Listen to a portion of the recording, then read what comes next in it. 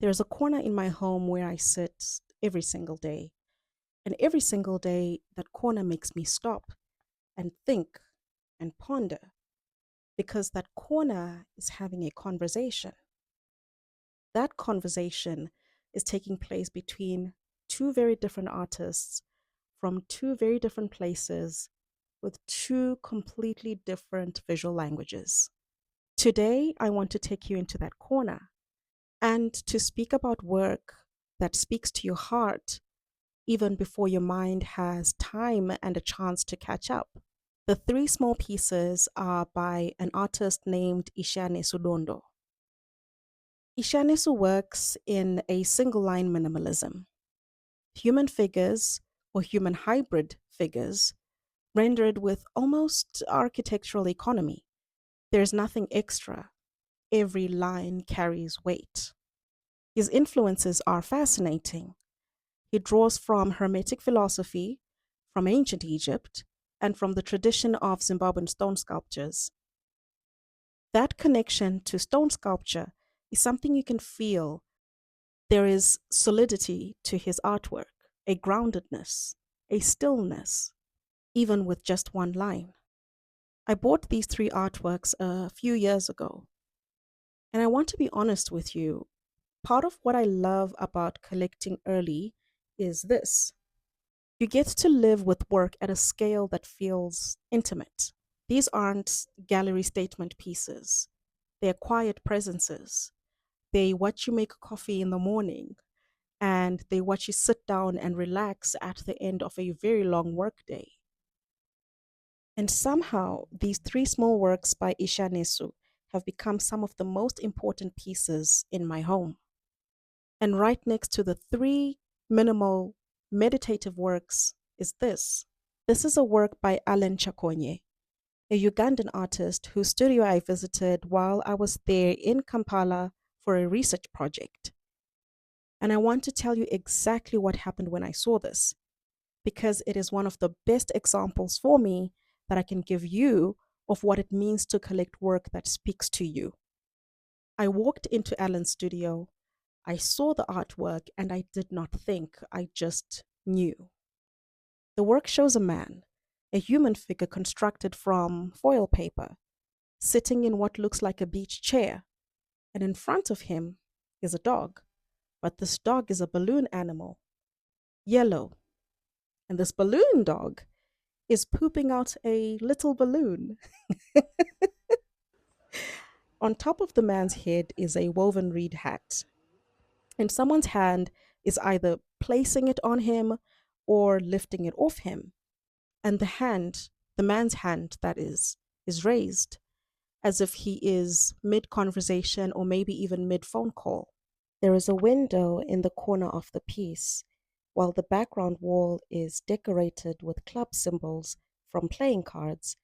These symbols have been interpreted in various ways as representations of growth in agriculture, warfare and weaponry, or even authority and power. When I saw the artwork, I did not stand there analyzing it. I did not even ask what the balloon dog meant at first. I just thought, I love this. I absolutely love this, and I would love to have this. The absurdity, the playfulness, the warmth in the painting.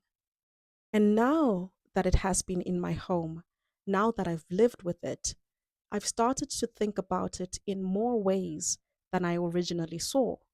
The dog coming to heel, but pooping at the same time, there's something in that loyalty and chaos coexisting. The things we love rarely behave perfectly, and most times devotion comes with some sort of mess. The little balloon poop might be the most honest thing in the room. And then we have a look at the hat, where someone is either putting it on or taking it off. The gesture of a hat in many African contexts carries heavy meaning. It is about status, about dignity, about being seen or unseen in a space. Is someone crowning him? Or is someone removing his authority? Or are they just helping him? And that ambiguity, that makes you keep looking at the work. And then when you look at the raised hand, there is an ease to it. It is as if this man is unbothered. He's mid conversation, dog at his feet, hat being removed or put on, and he's just present. He's just there, comfortable almost. And that is a special type of peace. And here's the thing that makes this corner work for me, it is the contrast. Isheanesu's work is minimal, quiet, one line, ancient in its reference, and meditative. Kyakonye's work is almost maximalist. It is busy. It is funny. It has elements that are caricaturish. It is constructed from materials that are almost humble, like foil and even the visual language of the balloon.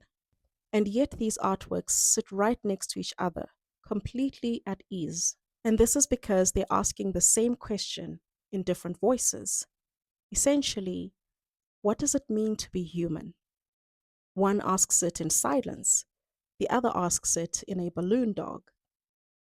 That juxtaposition, that is what I love about building a collection in a home rather than in a gallery. You get to create these conversations that sometimes curators don't even plan. But that happens because you see. If there's one thing that I can leave you with today, it's this. You don't have to fully understand an artwork to want it. You don't have to have read the artist's statement or to understand all the theory behind the work. Sometimes a piece, an artwork just reaches for you. And if you have the chance, you can go ahead and follow it. You can go ahead and follow that feeling.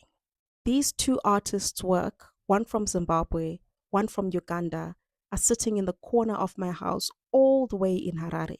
And every day they remind me that collecting is not just about prestige or just about investment.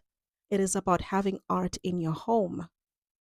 Art that makes you think weeks, months, years later, even when you were not conscious of it. So next time, I'll take you to a different corner. And until then, keep looking.